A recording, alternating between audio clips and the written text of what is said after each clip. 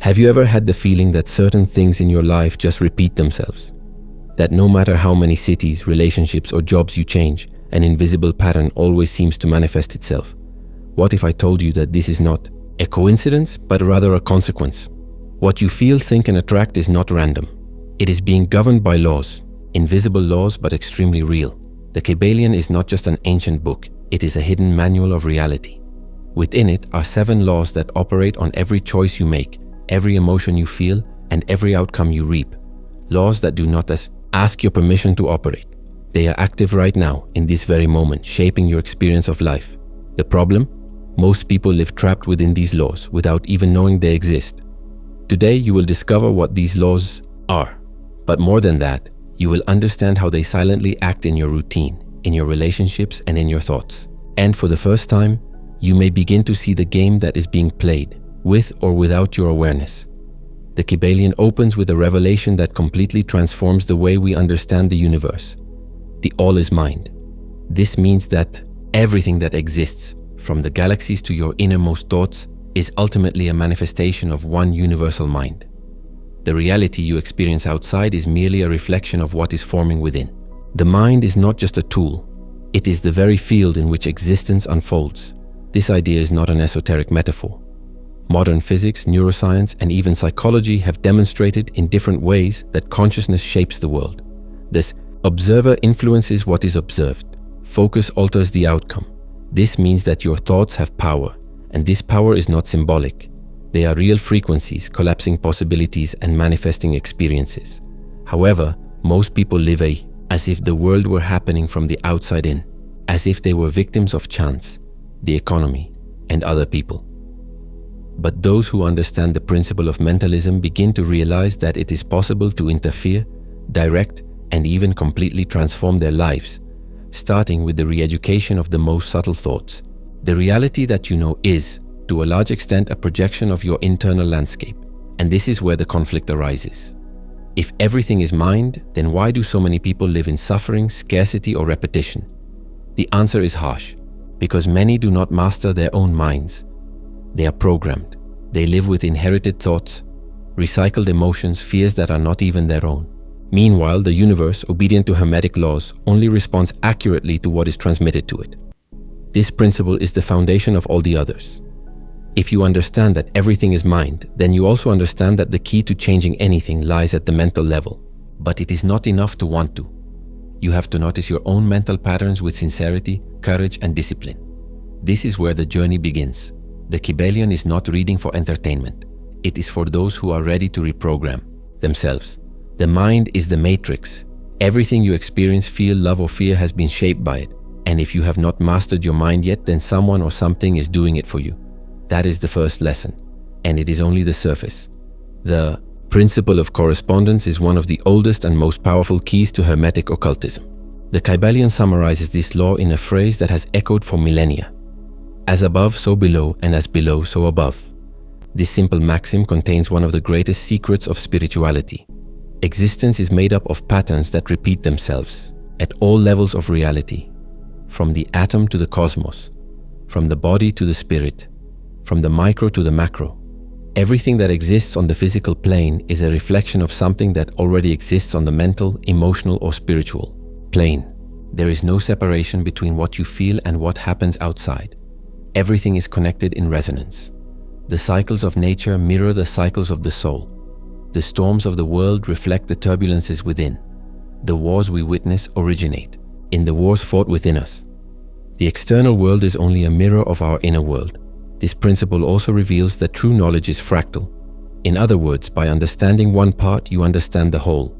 The structure of DNA, for example, carries the intelligence of the universe. The way a cell works is similar to the way a galaxy works. And most importantly, the way you treat a person, a thought, or an emotion is a reflection of how you relate to everything that exists. The KYBALION teaches that by transforming your inner self, you inevitably transform your outer reality. If you are experiencing scarcity, chaos, abandonment, there is something within you that is vibrating at that frequency, consciously or unconsciously. And this is not some superficial positivist belief. It is an ancient spiritual technology, a map of power. If as above, so below, then by mastering the inner world, you master the outer world. Therefore, the principle of correspondence is the secret behind rituals, prayers, and meditation. Not because these practices please some deity, but because they align plans. They place the human being in resonance with higher levels of consciousness. What you cultivate within yourself begins to reverberate in your health, your relationships, your work, your intuition, your destiny. Everything vibrates in tune. If you want to change your life, don't rush to change the world. Rush to change what's underneath. Your thoughts, your patterns, your deepest beliefs. When these align, what's above inevitably changes. This is the second Hermetic law, and few are prepared for the responsibility it imposes, that you are to a large extent the architect of your own destiny. Everything vibrates. Nothing remains static. This is the heart of the third Hermetic law. The universe is not made of solid, unchanging matter, but of pulsating energy in constant motion. What appears solid around you, including your own body, is merely energy vibrating at a very dense frequency. Everything in existence, from your breath to the galaxies, is in flux, vibrating, dancing to invisible rhythms.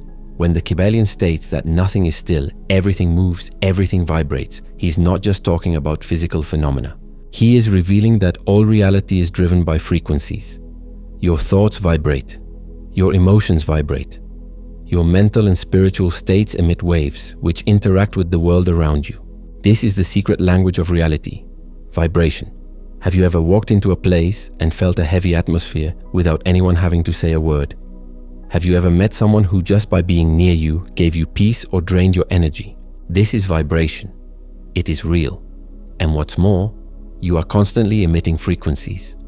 If you vibrate fear, you attract fear. If you vibrate anger, you receive resistance. If you vibrate peace, you resonate with paths of lightness. This is not magic, it is universal law.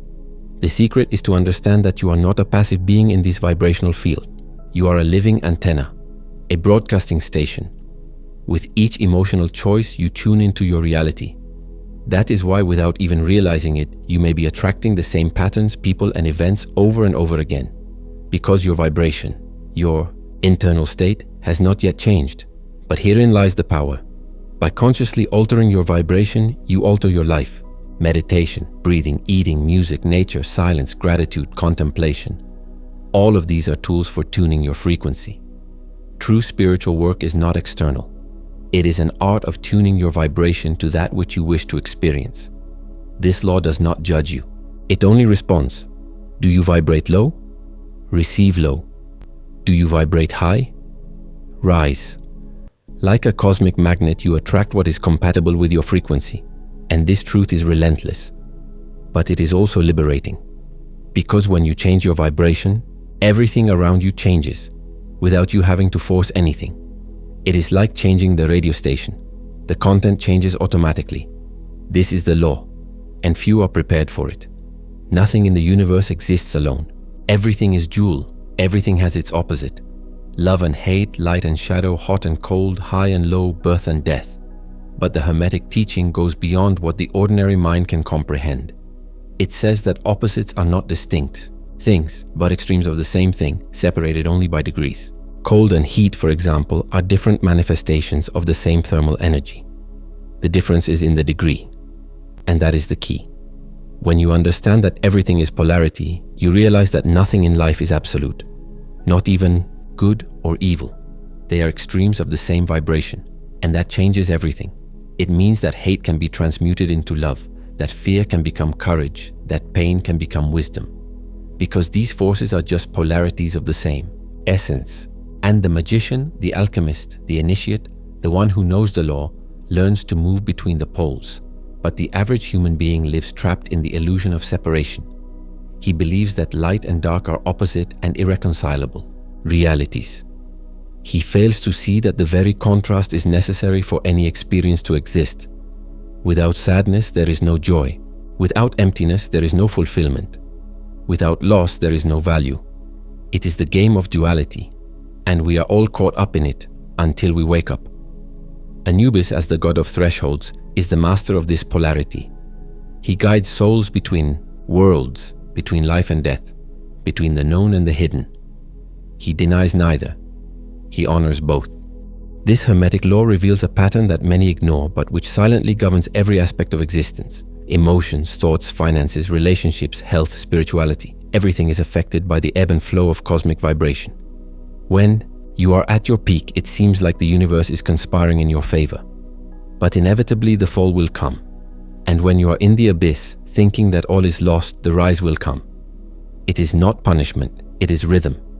Most people, because they do not understand this law, suffer twice, because they resist the fall, trying to cling to the peak as if it were eternal.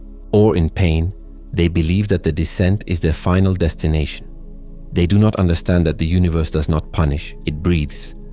And if you know how to dance with this breathing, become rhythmic inside, you will no longer suffer at the mercy of the oscillations. You will be like the surfer who learns to ride the waves, not fight them. Anubis, as the deity of transition and crossing, is also a master of rhythm. He leads souls from one state to another, from body to spirit, from matter to essence. And he knows that this passage is not a static event, but a spiraling process. The phases of the soul follow a rhythm. And whoever understands this rhythm learns to wait for the right moment to act, to withdraw, to advance, to surrender. In practice, the principle of rhythm invites us to emotional awareness. He says, when you are on a high, celebrate, but with humility. When you are down, retreat, but do so wisely. Nothing lasts forever, neither pleasure nor pain. But what you do with each phase determines whether the cycle will be one of growth or repetition. Many experience the same ups and downs, for decades without changing. Because they don't learn from the rhythm, they just survive it. And here is the most powerful secret of this law. You don't have to be dragged along by the swing. The KYBALION teaches that the wise man learns to neutralize the pendulum effect by raising his consciousness to a higher plane. In other words, the wave continues to exist, but you are no longer affected by it in the same way. You observe the movement without getting lost in it. This is the birth of true spiritual stability, not the kind that denies the world, but the kind that understands its hidden compass. Have you ever wondered why certain patterns keep repeating themselves in your life? Why do the same pains return with different faces? The same frustrations resurface even after external changes. The principle of cause and effect, one of the most powerful laws of the KYBALION, states, nothing happens by chance. Everything we experience is a consequence of something that was generated before, in thought, in word, in action, in energy. There is no such thing as luck, only subtle laws operating with precision. This law reveals that we are at the same time cause and effect. The reality we live today is a consequence of past vibrations, decisions, and attitudes. And at the same time, what we are feeling, thinking, and doing at this very moment is generating inevitable futures. What you are experiencing is not divine punishment. It is a vibrational consequence. The universe neither rewards nor punishes. It reflects. It responds. Many suffer because they live only as an effect. They are carried away by circumstances, they react to the world, they believe they have no control. But the KYBALION is clear. The wise become causes. They do not just react, they create, they move, they generate. This does not mean controlling everything around them, but rather understanding that true strength lies in consciously planting the seeds that will inevitably bear fruit. Anubis, as the judge of souls in the afterlife, is the ultimate symbol of this law. On the scales of judgment, every action weighs. Every thought leaves a trace. The penalty of truth is light, but the heart weighed down by lies, ego, and unconsciousness sinks. What is judgment if not the final reflection of spiritual cause and effect? Anubis does not punish. He reveals. He only shows the weight of what each one has cultivated. And here is the key to transformation. If everything you experience is the result of invisible causes, then you can change your reality by changing your causes. It's not magic, it's responsibility. Changing your life requires much more than desire. It requires presence, repetition, and aligned action. You need to plant new frequencies, even if the old fruits are still ripening. Change always begins in the invisible.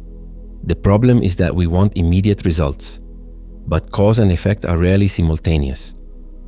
There is always a time between planting and harvesting, and it is in this interval that many give up, doubt, and return to the old pattern. The universe, however, does not fail.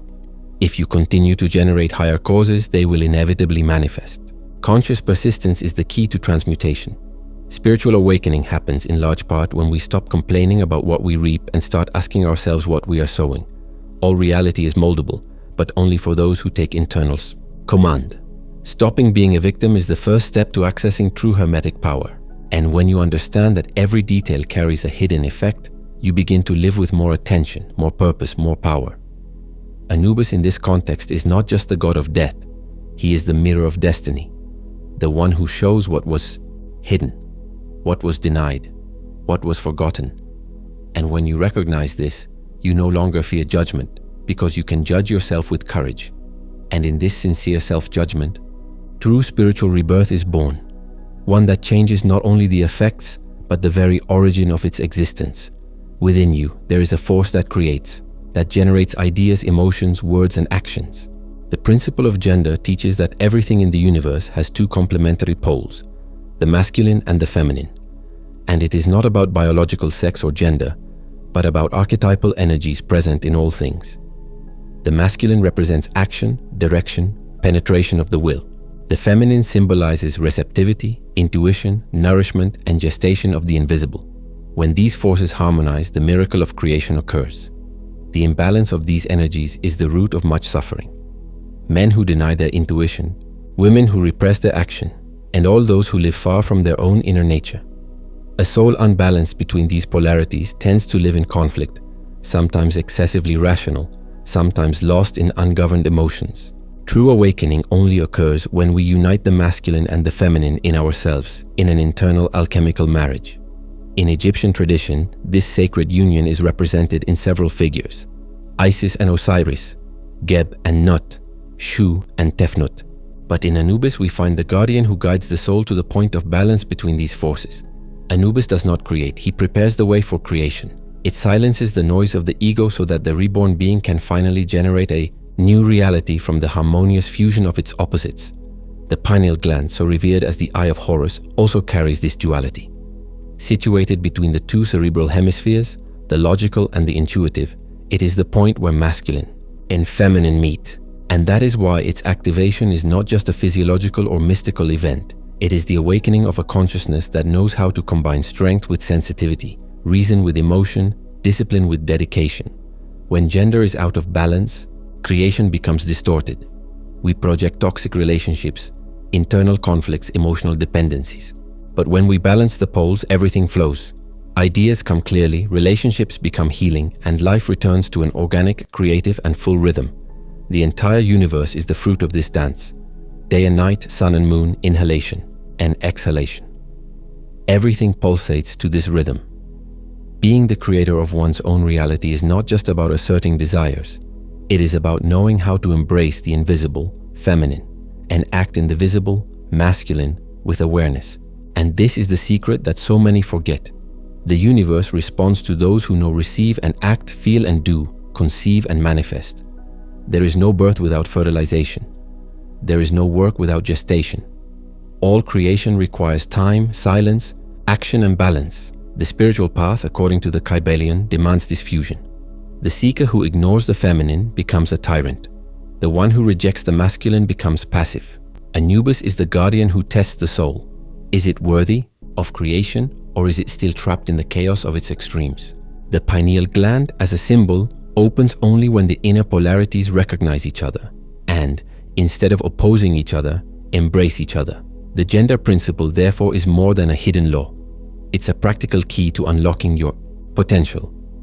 When you learn to harmonize what you think with what you feel, what you desire with what you allow, what you act with what you hear, you become a channel of divine creation. And then, yes, true awakening begins. The one who not only understands the universe, but begins to co-create it. The mind is a gift, but also a trap. In its constant search to understand, name, and categorize everything, it creates a labyrinth of thoughts that distance us from the essence. The illusion of separation arises precisely in this mental entanglement, where the self and the world seem to be on opposite sides, when in fact they are expressions of the same source. The pineal gland, in this context, presents itself as the way out of this labyrinth, not by offering answers, but by dissolving questions that should never have existed. From a young age, we are trained to think in dualities: right and wrong, good and evil, self and other, matter and spirit. But the KYBALION states, everything is mind. And if everything is mind, then everything is a projection of the same consciousness. Anubis, as the conductor of souls, does not separate what is good from what is bad. He weighs the heart. And what he seeks is not morality, but lightness. Lightness that only comes when we dissolve the weights created by the conditioned mind. The pineal gland becomes the key to this process because it connects us to what is beyond linear thinking. It accesses dimensions where time is not chronological, where the self is not fragmented. Activating the pineal gland is not about seeing magical things. It is about to undo the veil of separation and recognize the unity in all things. And this recognition is terrifying for the ego because it lives off the conflict between the parts. The mental labyrinth is kept alive by fear. Fear of not being enough, of losing, of dying. But every spiritual journey requires crossing this fear as if walking through a dark tunnel, with no guarantees, only with the faith that there is something beyond. Anubis symbolizes this crossing. He does not carry the light. He is the guardian of the darkness, of the silence, of the symbolic death of the ego that insists on feeling separate from everything. Many who begin spiritual awakening get lost. When trying, understand with the mind what can only be experienced with the spirit. They try to map the invisible with the tools of logic. But there is no map for the infinite. There is no control on the path of the sacred. Activating the pineal gland requires detachment from certainties, trust in the unknown, and humility so as not to become a slave to new illusions. The ego screams, I need to understand, but the soul whispers, you just need to surrender. Separation is a trick of the mind to maintain control. It creates the isolated self, the threatening other, the chaotic world. But when the pineal gland opens, you begin to see patterns, connections, synchronicities, and everything seems to respond to the same flow, the same center. The separation disappears, and what remains is a consciousness that observes without judging. It is no coincidence that the ancients called this perception the eye of Horus, the eye that sees beyond forms, that sees essence, the eye that Anubis guards in the darkness, waiting for the initiate to find it. And when he does, there is no more fear, because fear exists only where there is separation. Fear is the watchman of the labyrinth. Love is the way out. This is the biggest secret. Pineal activation doesn't take you somewhere else. It brings you back to where you were always here. Reality doesn't change. You change. And when the mind stops fighting the flow, the labyrinth dissolves. What seemed complex is now simple. What seemed distant is now intimate. And what seemed to be you is now everything. Everything in the universe communicates, but not with words. The language of the cosmos is symbolic, intuitive, vibrational. While the mind searches for logical explanations, the universe responds with synchronicities, metaphors, mysterious repetitions, and seemingly random signals. The pineal gland, when activated, tunes us to this invisible frequency, not as a receiver of rational information, but as a cosmic antenna capable of capturing the subtle meanings behind physical reality. Have you ever felt like the universe was trying to tell you something? A phrase that repeats itself in different contexts, a number that appears frequently, a dream that carries an unmistakable feeling. This is no coincidence. This is symbolic language at work. But to understand it, you need to silence your noisy mind and open your sensitive perception. And this is where the pineal gland acts as a translator of the invisible. The ancient Egyptians knew this. They did not see the world as raw material, but as a great mirror of higher realities. Every symbol, every animal, every gesture had an energetic power. Anubis with his jackal head was more than a god. He was the symbol of the guardian between worlds, the interpreter of the mysteries of death and transition. And the pineal gland was the key to understanding these mysteries without words, without dogmas. A rationalized mind, disconnected from the pineal gland, lives trapped on the surface of existence. It seeks logic in everything, but despairs when life does not follow its script. An intuitive mind with an active pineal gland sees beyond. It realizes that everything is in order, even in apparent chaos. See the invisible behind the visible. And you begin to trust even without understanding, because you feel, and feeling is deeper than knowing. The active pineal gland does not give us ready-made answers, but it increases our sensitivity to recognize clues along the way. It is as if the universe has always spoken to us, but we have been deaf. When this spiritual antenna is awakened, the signs become clearer. You realize when it's time to act, when it's time to back off, who to connect with, what to avoid. life begins to have rhythm, meaning, dance. This symbolic communication also reveals that the outer world is a reflection of the inner world. When you change internally, the external messages change as well. Not because the universe has changed, but because you have tuned into a different frequency.